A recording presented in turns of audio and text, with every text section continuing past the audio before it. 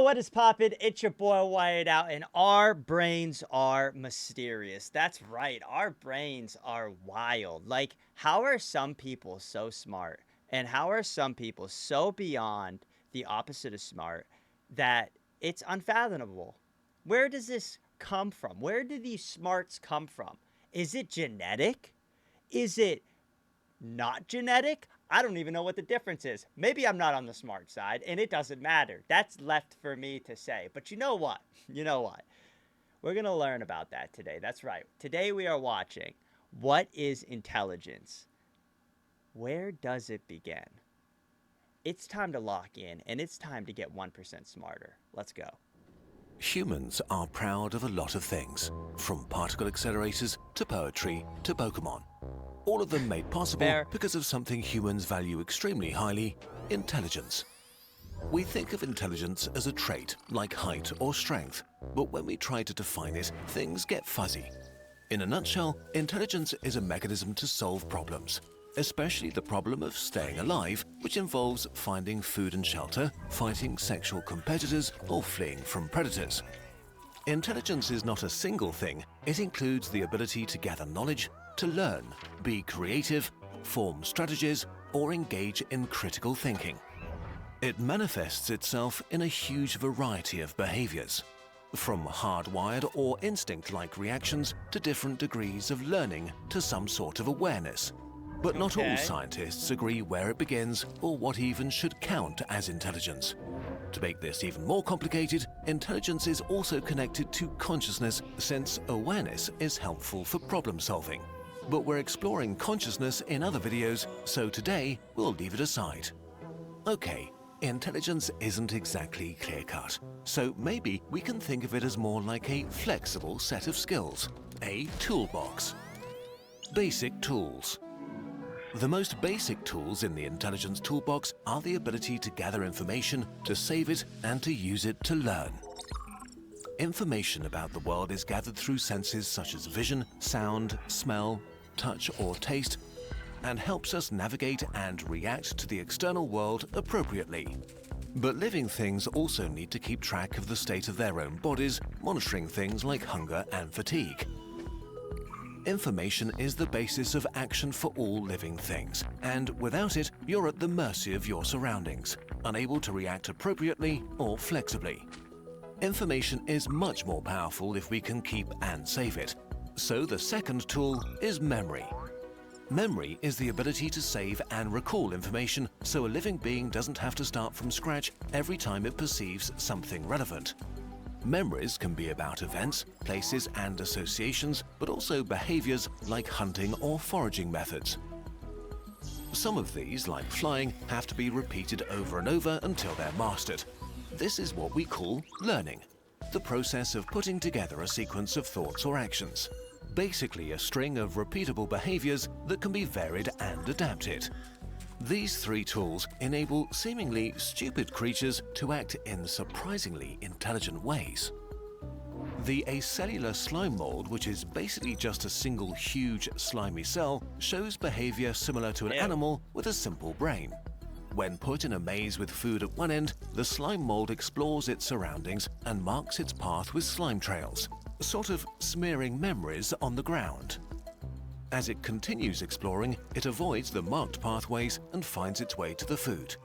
Instead of blindly getting stuck in dead ends, the slime mold adapts its behavior to save time and effort. This behavior is hardwired, and scientists can't agree if that's intelligent, although it does give the Our brain is like a computer. For real, our brain is like a computer. You're telling us, like, I mean, memory is like a hard drive, right? Eyesight's like a GPU in a sense, right? Making that crystal clear. Brain in general is like a CPU. I mean, we really function like a computer at the end of the day. But like, I feel like intelligence comes in so much different forms, because some people can be really good book smarts, some people can be really good street smarts, some people can do everything, get an A plus, have a 9.0 GPA, and then when they're walking down the street, not know that they're about to get mugged. Like, I feel like intelligence is such a skewed concept in general. slime mold a certain advantage. Bees are an example of more adaptive smart behavior. Scientists trained bumblebees to move a colored ball into a goalpost for a sugar reward. Not Really? only were the bees very skillful at this behavior, which isn't natural to them, they got more efficient over time. When several balls were available, bees chose the ball that lay closest to the goal, even if it was a different color than the ball they were trained with.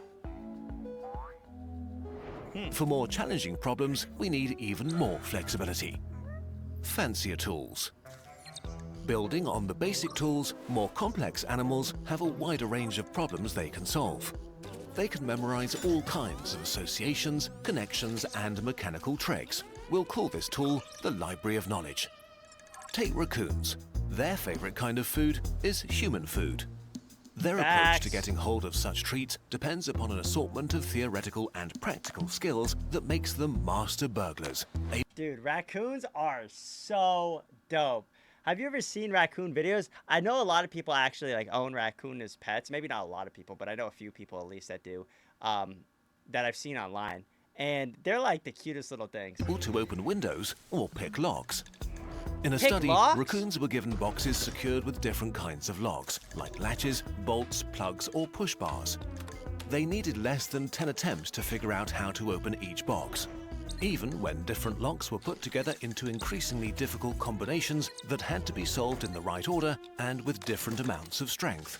That's A crazy. year later, the raccoons still remembered how to open the boxes and were as fast as when they had first solved the puzzle. Beyond That's our insane. library of associations and skills, the most impressive tool in our box is creativity, a sort of mental duct tape. Being creative means producing something new and valuable from apparently unrelated things. In the context of intelligence, this means making new and unusual connections, pairing input with memories and skills to come up with a unique solution to a problem.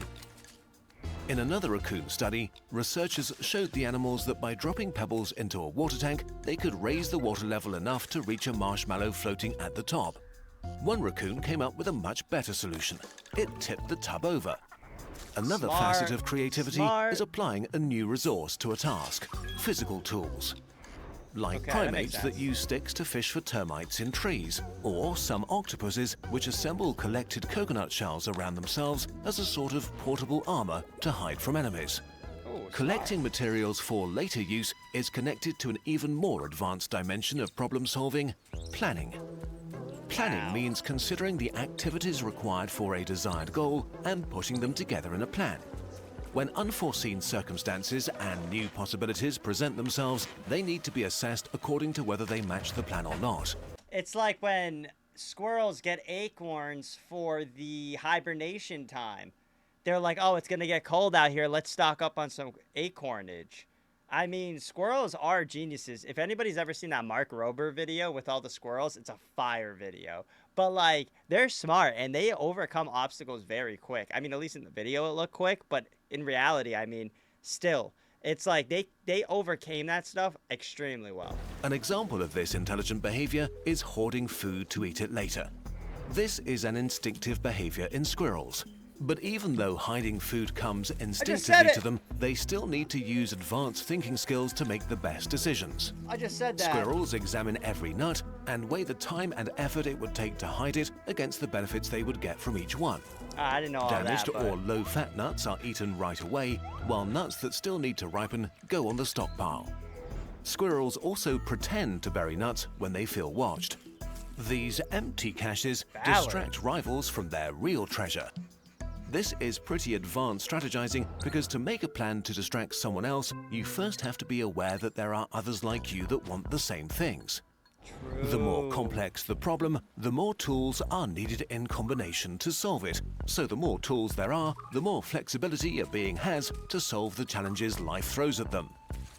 But even for complex problems, each animal's individual situation is what counts. Squirrels are omnivores that defend their territories fiercely.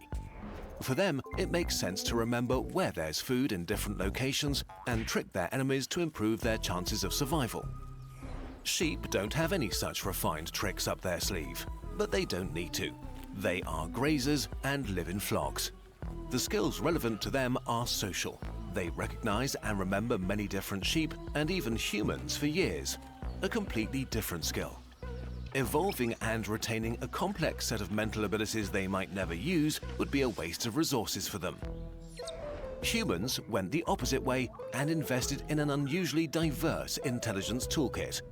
While this was helpful, by accident we added another set of tools on top: culture. No single person could ever build a space rocket or particle accelerator. But thanks to our ability to work together and to share knowledge across generations, we can overcome challenges beyond any single individual's ability. Tony Stark could do it. All I'm going to say is, like, you know, everybody talks about this Nikola Tesla guy. I kind of know who he is. I haven't really done, like, so much research in him. But that guy seems like he could. He was doing some bananas. He was doing some absolutely crazy stuff. And, I mean, he was one guy. This allowed us to shape the planet to our liking. We also created new problems in the process: Sudoku, tax forms, string theory, but also rapid climate change and antibiotic resistance. To solve these, we'll need to look past short-term survival and think about the distant future. We have the toolbox. We just need to use it. Speaking of tools for learning, it is insane to think about. It's just advertisement after that.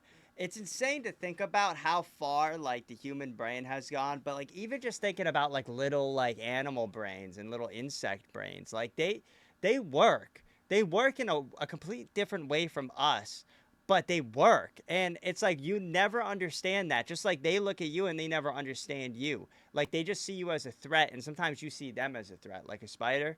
Nah, dude. Nah, screw that. Also, it's like, how does all that little... How are they that small? I don't understand that either. Maybe I'm not the smartest, right?